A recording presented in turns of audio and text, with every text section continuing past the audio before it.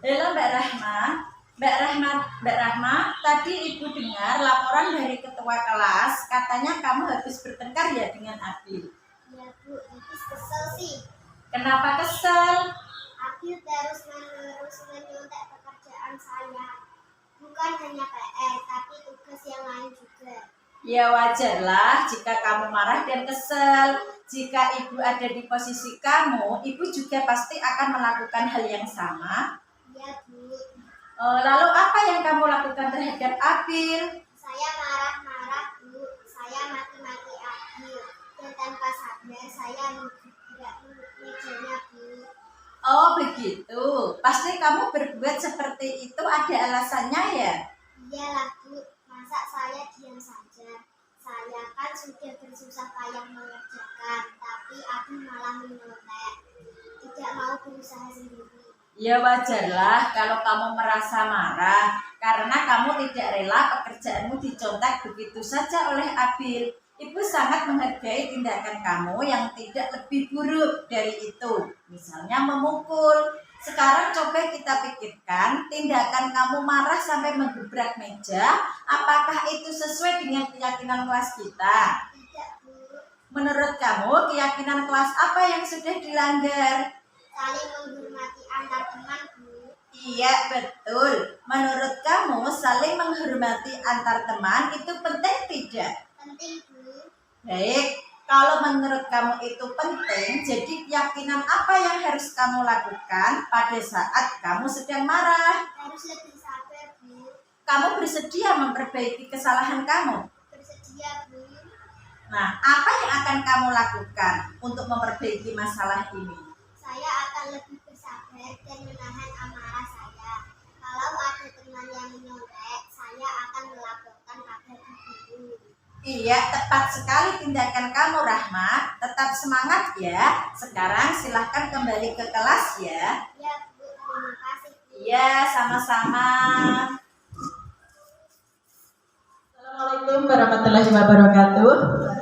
Kepada Bapak Ibu guru semua, di sini saya calon guru penggerak angkatan 9 training C akan mengadakan diseminasi budaya positif dari paket modul 1 modul 1.4, yaitu mengenai budaya positif dengan menyebarkan pemahaman dan penerapan budaya positif di sekolah. Dari training C calon guru penggerak angkatan 9 Kabupaten Pati.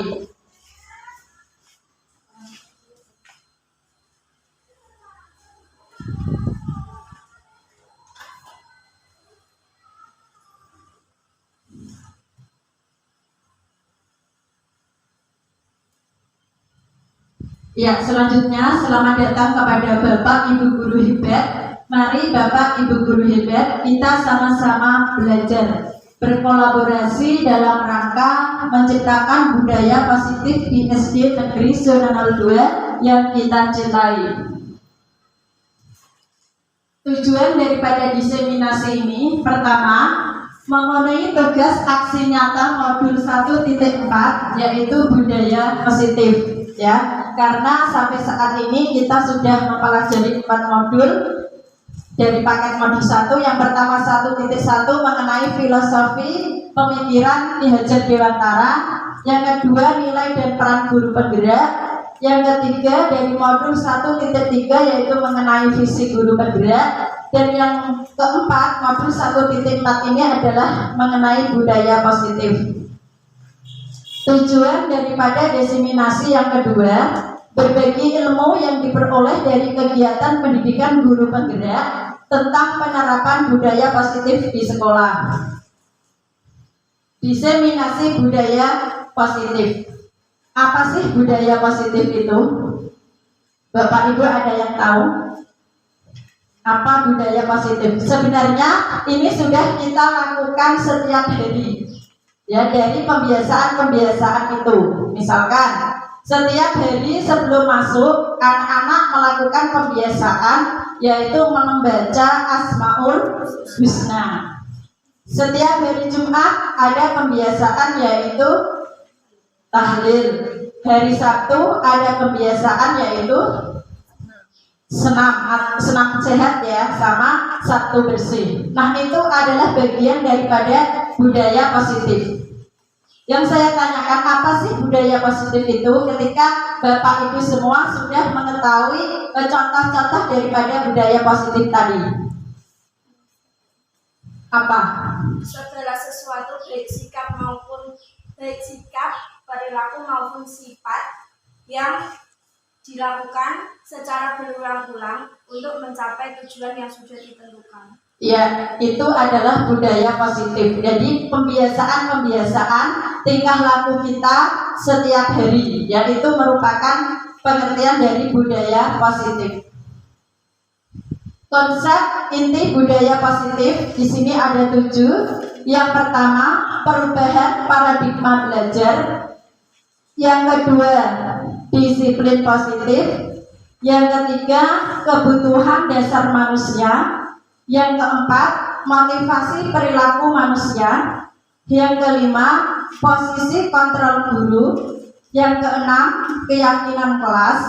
Dan yang ketujuh, segitiga restitusi.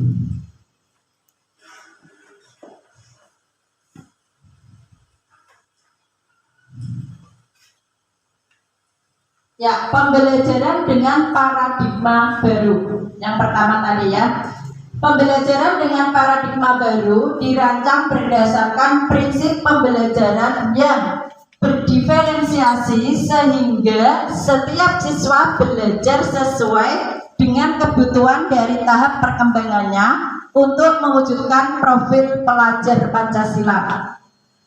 Nah, di sini artinya ya, pembelajaran dengan paradigma baru, kita berubah dalam proses pembelajaran, di mana ketika Bapak Ibu semua sekolah ya, juga termasuk saya, ketika pada waktu sekolah, pembelajaran itu berpusat kepada guru. Jadi di sini sering kita menerapkan sebuah metode, yaitu ceramah. Jadi peserta didik kebanyakan mendengarkan.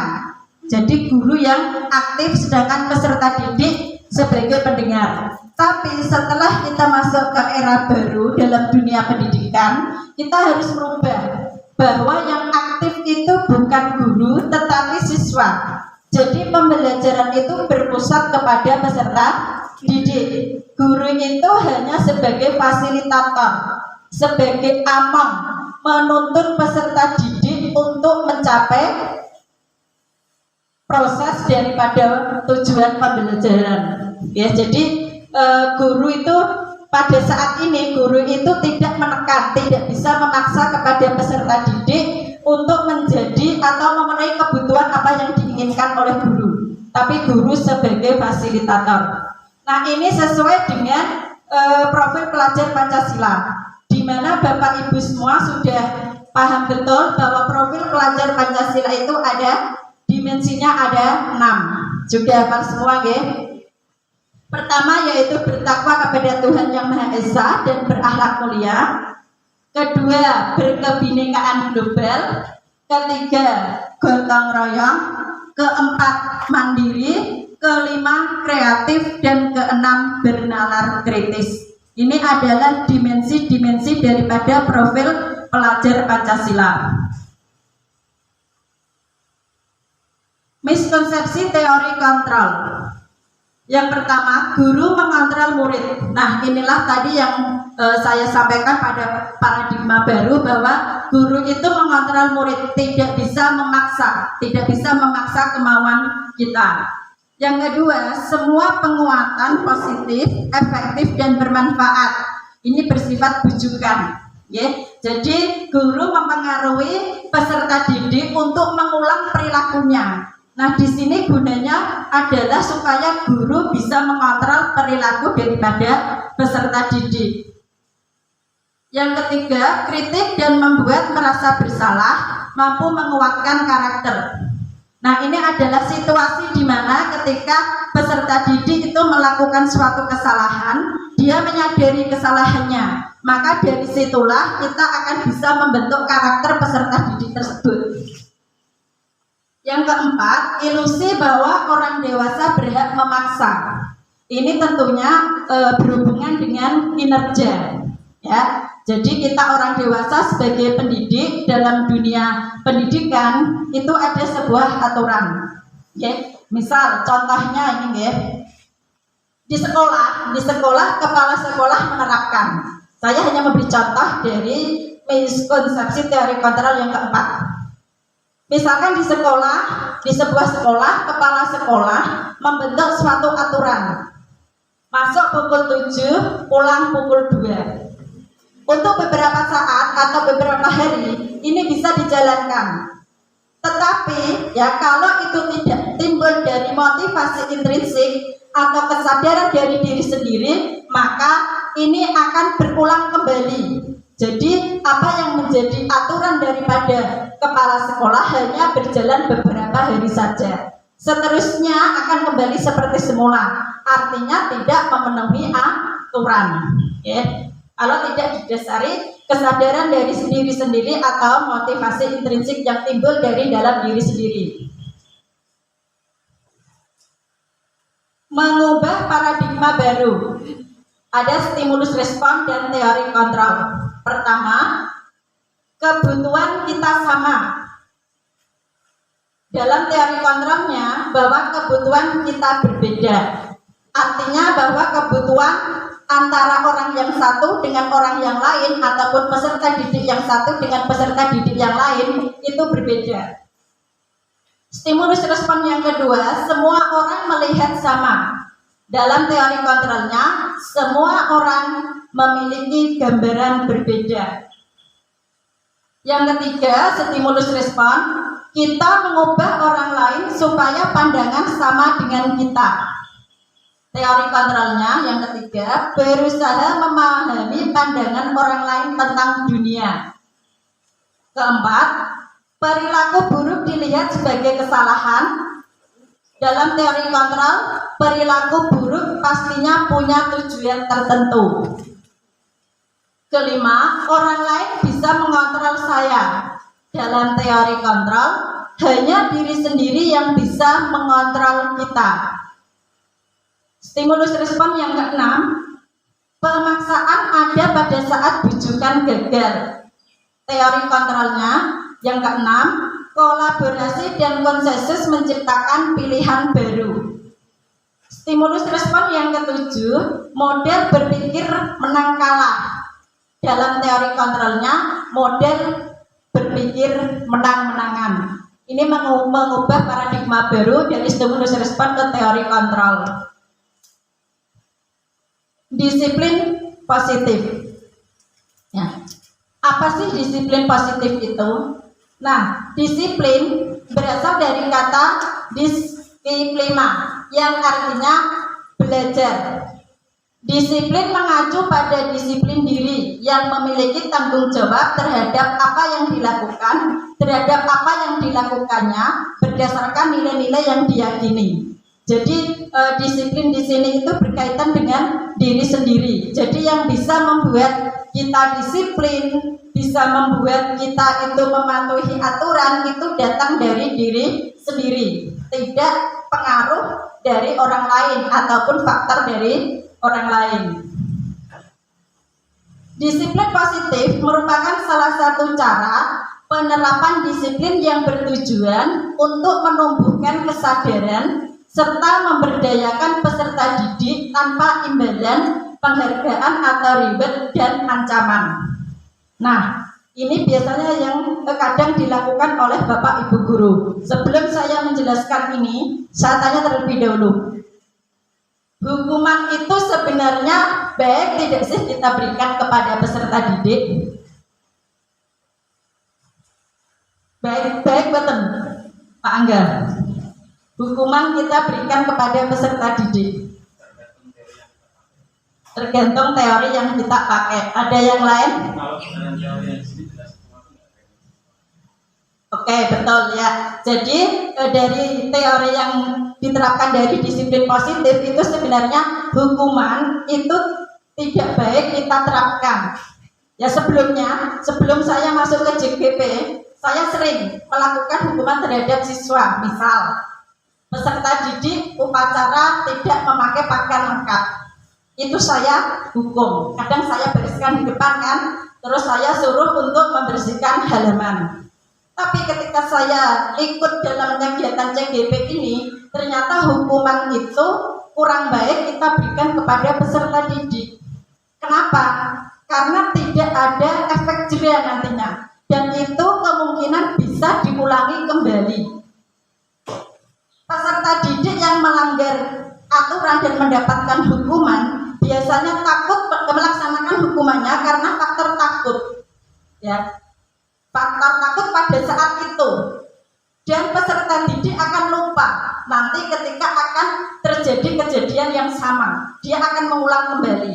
Makanya ketika ada sebuah pelanggaran, kita memberikan hukuman kepada peserta didik itu kurang baik. Terus yang kedua, di sini ada imbalan penghargaan atau reward. Nah, ketika Bapak Ibu guru mengadakan pembelajaran di dalam kelas, misal ini, supaya anak-anak itu aktif, terkadang kita memberikan sebuah reward atau anak yang yang diskusinya dalam sebuah diskusi kok rajin, kita berikan reward, hadiah. Nah, di sini sebenarnya reward atau hadiah itu baik tidak kita berikan kepada peserta didik. Baik tidak, yang lain. Halo. Hai. Halo, hai. Baik tidak? Monggo. Pak, yang lain dulu, Pak. Ya, ini kita lakukan sehari-hari. Ya, baik tidak reward kita berikan kepada peserta didik. Jenengan dalam proses pembelajaran di kelas, ketika dalam pembelajaran supaya anak itu aktif, terkadang kan jenengan mancing. Wah, tak kasih permen supaya kalian mau menjawab. Tak kasih ini supaya kalian mau menjawab. Nah, ini sebenarnya baik tidak kita berikan kepada peserta didik. Menurut pendapat saya tidak baik, karena kalau tidak diberi tidak mau berpikir. Iya, betul sekali ya. Menurut teori ini, karena banyak sekali teori ya. Jadi memberikan reward atau hadiah yang sering kita berikan kepada peserta didik itu sebenarnya kurang baik. Karena apa? Peserta didik tidak akan berpikir karena materi yang ada, tetapi dia mengejar rewardnya itu. Habis itu dia tidak mau berpikir lagi, wah yang penting aku untuk hadiah. Kan seperti itu ya. Terus yang ini sebagai pendidik, tujuan kita adalah menciptakan anak-anak yang memiliki disiplin diri sehingga mereka bisa berperilaku dengan mengacu pada nilai-nilai kebajikan universal dan memiliki motivasi intrinsik bukan ekstrinsik. Nah, tadi ketika pada miskonsepsi tadi saya sudah memberikan contoh ketika kepala sekolah membuat peraturan seperti ini. Nah, bagaimana supaya bisa mematuhi aturan itu datang bukan karena dari aturannya, bukan karena dari teman-teman, tetapi dari diri sendiri, yaitu motivasi intrinsik untuk mematuhi peraturan tersebut. Bukan ekstrinsik. Kalau ekstrinsik itu nanti sifatnya hanya sementara. Kebutuhan dasar manusia. Kebutuhan dasar manusia adalah segala sesuatu yang kita lakukan untuk mendapatkan apa yang kita inginkan. Seluruh tindakan yang kita lakukan memiliki tujuan tertentu, dan semua usaha terbaik yang kita lakukan adalah dalam rangka agar kebutuhan kita dan semua usaha terbaik yang kita lakukan adalah dalam rangka agar kebutuhan dasar kita terpenuhi dengan baik. Ini adalah kebutuhan dasar manusia, ada 5. Yang pertama, bertahan hidup. Kedua, kasih sayang dan rasa diterima. Ketiga, penguasaan. Keempat, kebebasan. Dan yang kelima adalah kesenangan. Ini liputannya. Bertahan hidup itu meliputi makanan, pakaian, tempat tinggal, keamanan, dan kesehatan. Kasih sayang dan rasa diterima. Ada rasa diterima, dipedulikan, berbagi, kerjasama, menjadi bagian dalam kelompok. Penguasaan ada kebutuhan pengakuan atas kemampuan, harga diri, keinginan untuk dianggap dan pemimpin. Kebebasan ada mandiri, memiliki pilihan, mencoba hal baru, mampu mengendalikan arah dirinya. Kesenangan ada bermain, humor, antusiasme, dan tertawa. Ini adalah kebutuhan dasar manusia. Ada 5. Saya berikan salah satu contohnya. Misal, ketika ada upacara bendera, ada salah satu peserta didik yang tubuhnya lemas, terus dia pingsan. Nah, di sini ya dari peserta didik tadi yang tubuhnya lemas, kemudian dia pingsan. Setelah sadar ditanya, kenapa tadi kok lemas? Kenapa tadi kok pingsan? Ternyata peserta didik menjawab bahwa dia dari rumah tidak sarapan atau belum makan pagi. Dari contoh tersebut, kira-kira kebutuhan dasar yang dibutuhkan oleh peserta didik tadi apa? Peserta didik pingsan. Ketika sadar ditanya, kenapa kamu pada waktu upacara lemes dan pingsan? Peserta didik menjawab, saya belum sarapan Bu, saya belum makan Pak. Nah, kira-kira di sini ya, kebutuhan dasar apa yang dibutuhkan oleh peserta didik tadi? Ya, bertahan hidup karena dia butuh makan. Ya, karena dia tidak makan, makanya dia pingsan. Ini adalah salah satu contoh daripada kebutuhan dasar manusia. Motivasi perilaku manusia. Motivasi merupakan dorongan yang timbul pada diri seseorang secara sadar atau tidak sadar untuk melakukan suatu tindakan dengan tujuan tertentu. Ya, ini adalah motivasi perilaku manusia, di mana di sini murid melakukan disiplin diri karena ia takut dihukum. Ini merupakan motivasi ekstrinsik, ya, karena faktor dari luar, yaitu menghindari ketidaknyamanan dan hukuman. Yang kedua, murid melakukan disiplin diri karena ia ingin mendapat imbalan. Ini merupakan motivasi ekstrinsik, yaitu ingin mendapatkan imbalan atau penghargaan dari orang lain. Nah, ini dua hal ini kurang baik untuk diterapkan. Yang ketiga, murid melakukan disiplin diri karena sadar akan nilai kebajikan dirinya. Ini merupakan motivasi intrinsik, menghargai nilai-nilai kebajikan diri sendiri. Ya, makanya ketika kita melakukan sesuatu hal harus kita dasari dari motivasi intrinsik, jangan karena motivasi ekstrinsik.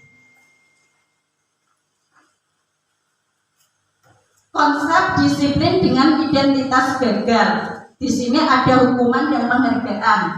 Ya, hukuman itu menyakitkan, tidak nyaman, membuat murid takut, sifatnya memaksa. Murid menyembunyikan kesedihan, murid menjadi rendah diri. Ini ketika kita melakukan suatu hukuman. Okay. Yang kedua yaitu penghargaan. Penghargaan itu tidak efektif, merusak hubungan atau sifat iri. Ya, mematikan kreativitas, menghukum dengan sistem ranking, merampas hak menghargai dirinya. Ya. Makanya sekarang kemungkinan tidak ada perankingan itu ya karena ini, menghindari hal ini.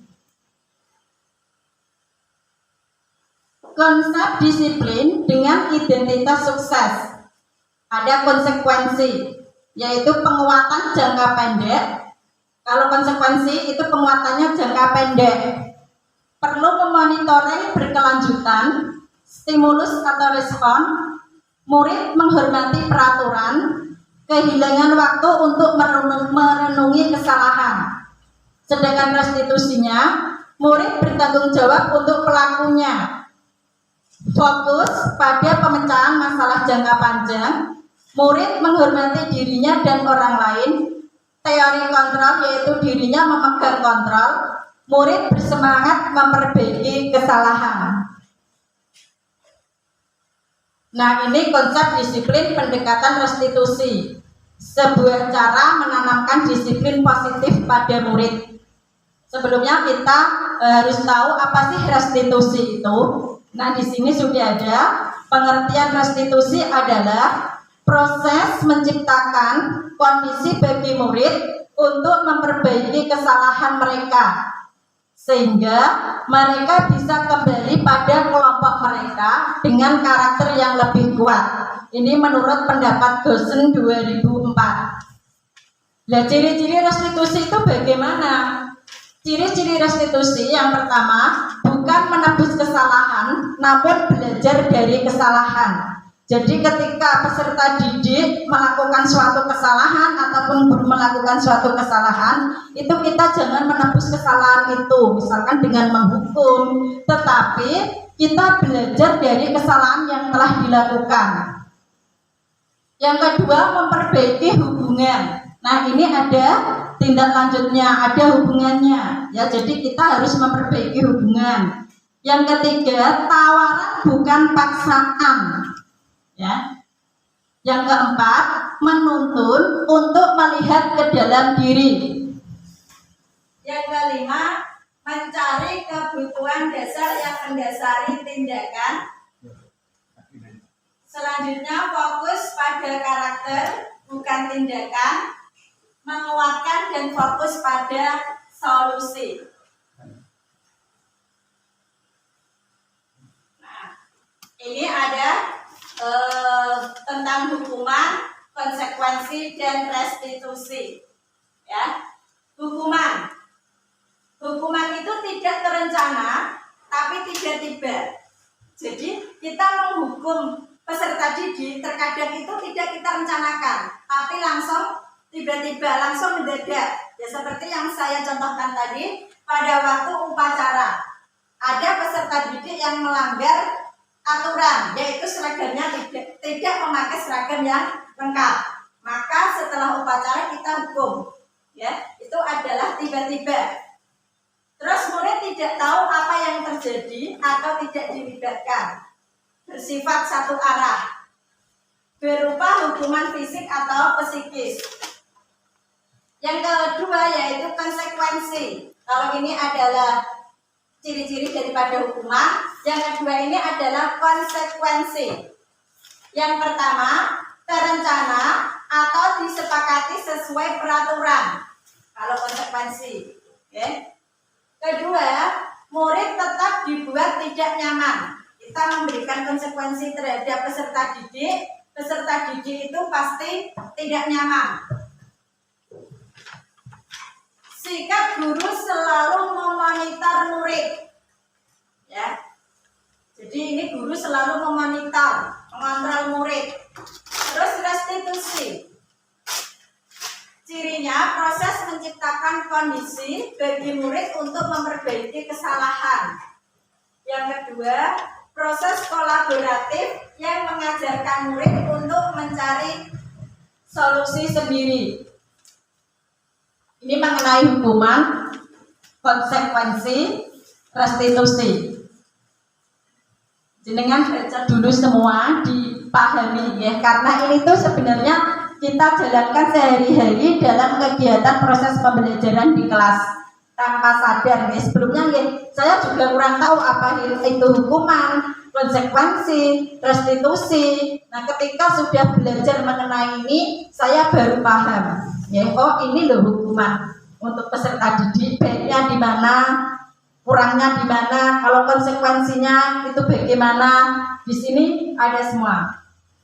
Nah, ini adalah contoh tugas perbedaan hukuman dan konsekuensi. Karena di dunia pendidikan ataupun di sekolah itu kita sering menggunakan hukuman atau konsekuensi daripada restitusi. Makanya saya hanya membuat soal yaitu perbedaan hukuman dan konsekuensi. Ini adalah tindakan guru. Ini nanti termasuk hukuman atau konsekuensi. Yang pertama, mencatat 100 kali di dalam buku kalimat. Saya tidak akan terlambat lagi karena terlambat ke sekolah. Kira-kira masuk hukuman apa konsekuensi? Hukuman. Hukuman ya, yang pertama kita simpan jawabannya dulu, hukuman. Yang kedua, lari mengelilingi lapangan basket 2 kali karena terlambat hadir di sekolah. Hukuman. 3, murid diminta untuk push up 15 kali karena tidak menggunakan masker ke sekolah. Hukuman. Menggantikan kertas tugas teman yang telah dicoret-coret. Konsekuensi. Pinter-pinter. Membersihkan tumpahan air di meja tulis karena tersenggol pada saat belajar. Konsekuensi. Murid disuruh untuk tidak mengenakan sepatu seharian di sekolah.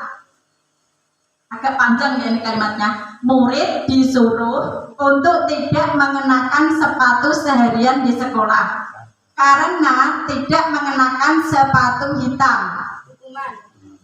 Betul hukuman? Nanti kita lihat jawabannya ya. Yang terakhir, lari mengelilingi lapangan basket 2 kali karena terlambat 10 menit untuk pelajaran PJOK. Hukuman. Oke. Nah, ini ada perbedaan ini nomor 1, 2, 3, 4, 5, 6 dan 7.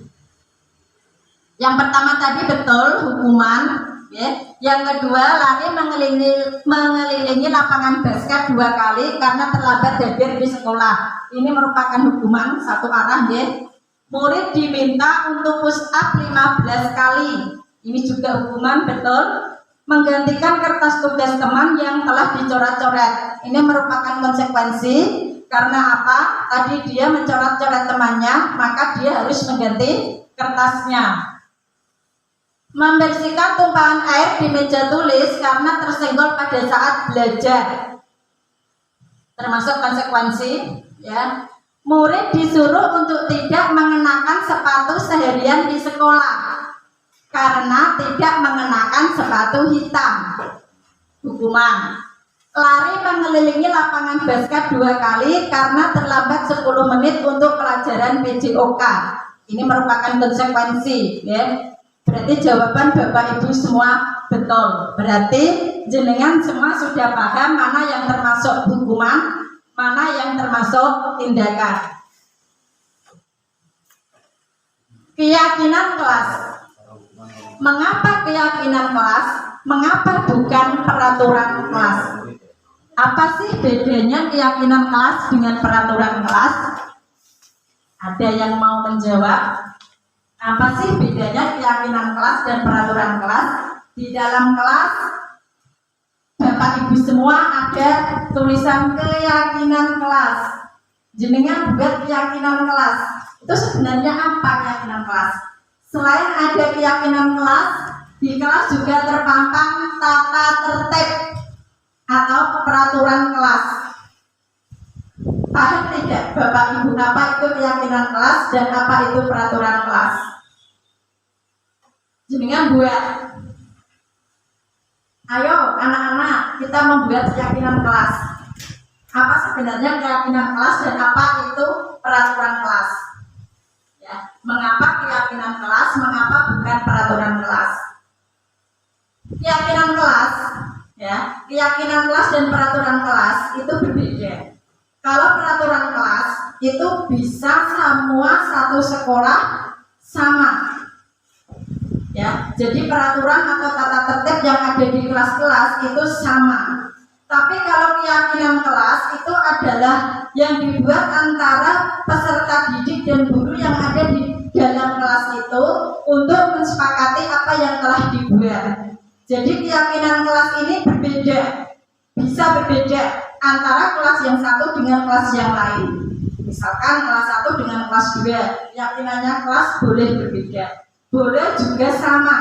Nah, ketika keyakinan kelas, misalkan kelas 1 dan kelas 2 itu bisa sama, maka harus ada kolaborasi antara guru kelas 1 dengan guru kelas 2 dalam membuat keyakinan kelas. Itu bedanya peraturan kelas dan keyakinan kelas. Pembentukan keyakinan kelas bersifat abstrak, berupa pernyataan universal dibuat dalam pernyataan positif. Panjenengan kalau membuat keyakinan kelas bersifat positif, tidak mungkin membuat keyakinan kelas yang bersifat negatif. Sedikit saja agar mudah diingat, kalimatnya tidak usah panjang-panjang. Sesuai dengan kondisi kelas dan sekolah sehingga mudah diterapkan. Semua warga kelas dilibatkan saat membuat keyakinan kelas. Jadi keyakinan kelas ini bisa kita rubah sesuai dengan situasi dan kondisi. Sebenarnya keyakinan kelas itu, misalkan kita membuat keyakinan kelas di awal tahun pelajaran, itu bisa kita rubah. Tidak harus keyakinan kelas itu kita pakai selama 1 tahun. Sebelumnya saya juga berpikir seperti itu. Berarti saya membuat keyakinan kelas ini nantinya untuk 1 tahun. Tapi ternyata setelah saya dalam materi ini, dalam kegiatan CGP ini, itu tidak. Bisa berubah sesuai dengan situasi dan kondisi. Nah, posisi kontrol di sini ada 5, yaitu sebagai penghukum, sebagai manajer, pembuat rasa bersalah, teman, dan pemantau.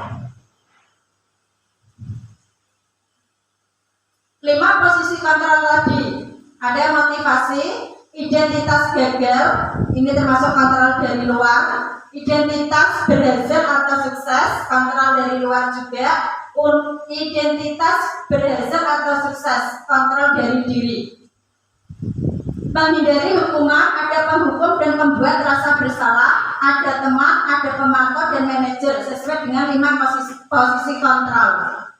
Yang pertama, guru berbuat. Kalau penghukum itu menghardik. Hukum itu kan kasar ya. Kadang kita mengucapkan kalimat-kalimat yang kasar. Itu penghukum. Menunjuk-nunjuk, menyakiti dan menyindir. Pembuat rasa bersalah dalam guru yang berbuat yaitu berceramah dan mengatakan seharusnya ibu kecewa. Ini pembuat rasa bersalah, sifatnya itu halus kalimatnya, tetapi bisa mengena kepada peserta didik. Teman yaitu membuatkan alasan-alasan untuk muridnya. Jadi kita sebagai guru, sebagai pendidik itu harus bisa berteman dengan peserta didik. Pemantau ini mengontrol, mengukur. Terus yang ke-5 yaitu manajer, mengajukan pertanyaan-pertanyaan. Guru berkata, kalau kamu tidak melakukannya, awas ya. Ini adalah contoh daripada penghukum. Terus pembuat rasa bersalah, kamu seharusnya sudah tahu, ibu lelah sekali mengatakannya, ibu stres. Sebagai teman, ayolah lakukan demi ibu. Ya, seperti kita bicara dengan teman. Sebagai pemantau, apa peraturannya? Dan sebagai manajer, apa yang kita yakini? Ya, ini masih banyak lagi. Ada hasil, kaitan dengan dunia berkualitas, bagaimana murid berkata, ya ciri-ciri daripada penghukum, pembuat rasa bersalah, teman, pemantau, dan manajer. Tidak saya bacakan semua ya. Ini adalah contoh penerapan 5 posisi kontrol guru. Ini saya memberikan 1 contoh peristiwa atau 1 kasus. Siswa tidak memakai atribut lengkap saat upacara bendera. Sebagai penghukum, hormat pada bendera selama 1 jam. Nah, ini kan ciri-ciri kalimat yang kasar. Nah, ini termasuk penghukum. Kalau pembuat merasa bersalah, berapa kali ibu atau bapak harus memberitahu kamu? Kamu selalu saja mengecewakan ibu atau bapak. Ini adalah pembuat merasa bersalah. Kalimatnya lebih halus daripada kalimat penghukum. Dari teman, ayo dong ikuti aturan sekolah. Tolong bantu ibu atau bapak ya. Sekali ini, ya sudah tidak apa-apa. lain kali jangan sampai seperti ini lagi ya. Jadi kita berbicara seperti teman. Kalau sebagai teman, terus sebagai pemantau, kamu sudah melanggar peraturan sekolah, kamu tahu konsekuensinya. Setelah upacara kamu beli atributnya ke koperasi dan jangan diulangi lagi. Ini pemantau. Tapi tegas. Nah ini yang terakhir sebagai manajer, apakah kamu tahu kesalahanmu? Kira-kira bagaimana kamu memperbaiki kesalahanmu? Ini adalah contoh daripada penerapan 5 posisi kontrol guru. Segitiga restitusi. Nah, ada menstabilkan identitas, ada validasi tindakan yang salah, dan menanyakan keyakinan. Segitiga restitusi, urutan yang pertama itu menstabilkan identitas. Setiap orang pasti pernah melakukan kesalahan. Ini menstabilkan identitas, yaitu Bapak Ibu tidak mencari siapa yang salah, tetapi ingin mencari solusi permasalahan ini. Jadi ketika kita menghadapi peserta didik, di mana peserta didik itu melakukan suatu kesalahan, kita tidak usah mencari kesalahan itu, tapi kita memperbaiki, mencari solusi bagaimana supaya masalah tersebut bisa terselesaikan. Yang kedua, validasi tindakan yang salah. Kamu pasti punya alasan mengapa melakukan itu. Nah, ini adakah cara efektif untuk mendapatkan apa yang kamu lakukan? Yang ketiga, daripada segitiga restitusi, yaitu menanyakan keyakinan. Keyakinan kelas apa yang telah disepakati dan dilanggar? Kamu ingin menjadi orang seperti apa? Jadi setelah kita menstabilkan identitas dari masalah tersebut, kita memvalidasi tindakan yang salah. Terus yang terakhir yaitu menanyakan keyakinan. Misalkan ada peserta didik yang melanggar atau datang terlambat, ya kita melakukan penyelesaian masalah dengan segitiga restitusi ini. Pertama, menstabilkan identitas, menanyakan kenapa kamu terlambat, terus melakukan validasi tindakan yang salah. Kita cari kenapa kok terlambat, apa alasannya. Mungkin peserta didik tidur terlalu malam, banyak bermain gadget, ya, sehingga dia bangun kesiangan. Terus setelah itu kita menanyakan keyakinan. Kira-kira yang dilakukan itu melanggar keyakinan kelas apa tidak?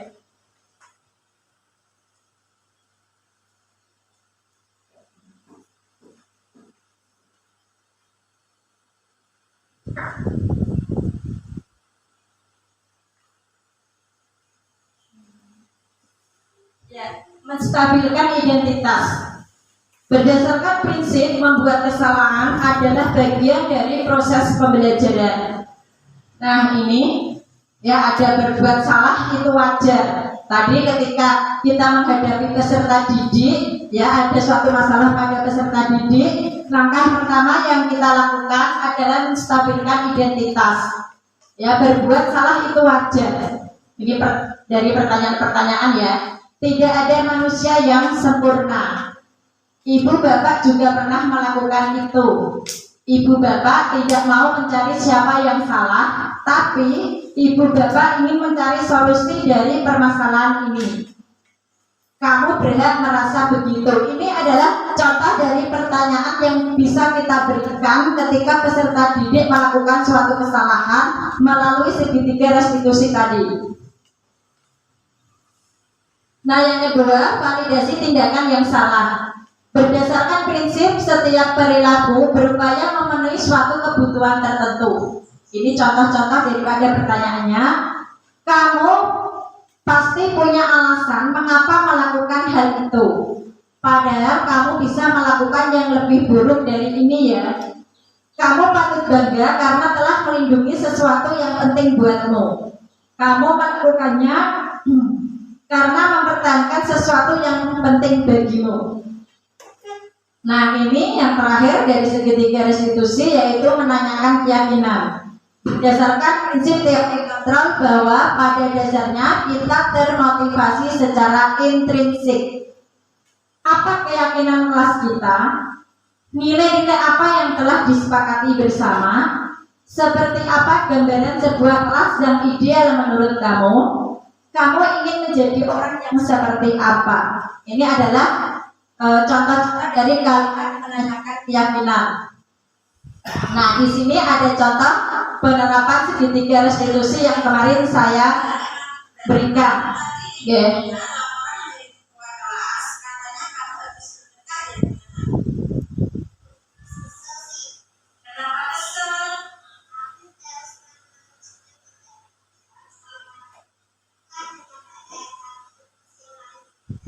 Ya wajarlah jika kamu marah dan kesel.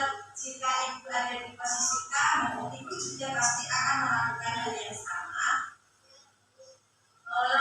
Ini contoh menstabilkan identitas. Pertanyaan ini sampai ini.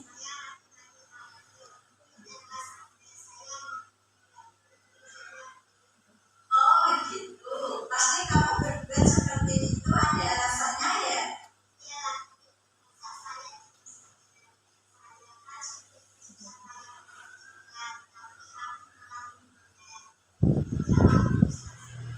Ya wajarlah kalau kamu merasa marah karena kamu tidak rela pekerjaanmu dicontek begitu saja oleh Abil. Itu sangat menghargai tindakan kamu yang tidak lebih buruk dari itu, yang memukul.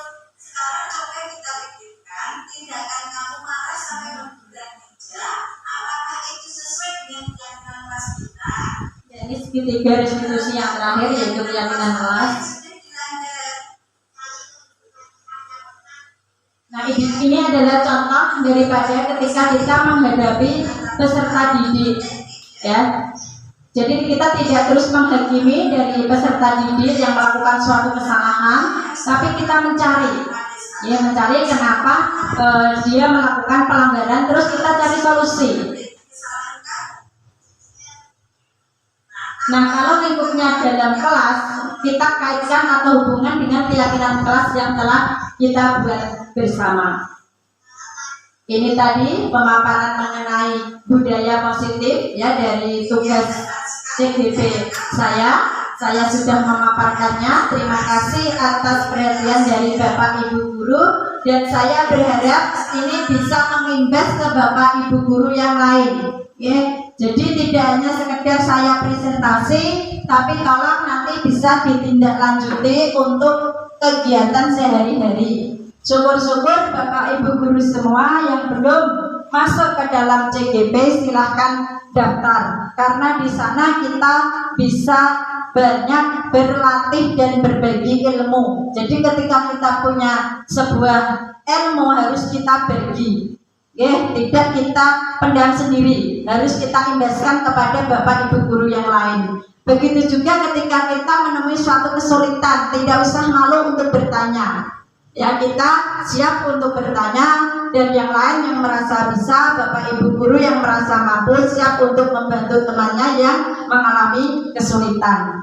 Ini CGP Angkatan 11 sudah dibuka, silahkan Bapak Ibu Guru semua ikut daftar. Ya, saya yakin tidak ada ruginya kita mengikuti suatu kegiatan. Ya, demikian pemaparan dari saya. Terima kasih atas waktunya, juga kerjasamanya, karena Bapak Ibu Guru hadir dalam undangan saya, yaitu dalam menerapkan modul 1.4 aksi nyata, di mana ini merupakan tugas terakhir dari paket modul 1. Dan saya minta doanya, nanti saya sudah memasuki paket modul 2, di mana nanti saya melaksanakan pretest modul 2 setelah ini. Terima kasih, maaf kalau ada tingkah laku ataupun tutur kata yang kurang berkenan. Akhirnya wabillahi taufiq wal hidayah. Wassalamualaikum warahmatullahi wabarakatuh. Waalaikumsalam warahmatullahi wabarakatuh. Nanggung lah.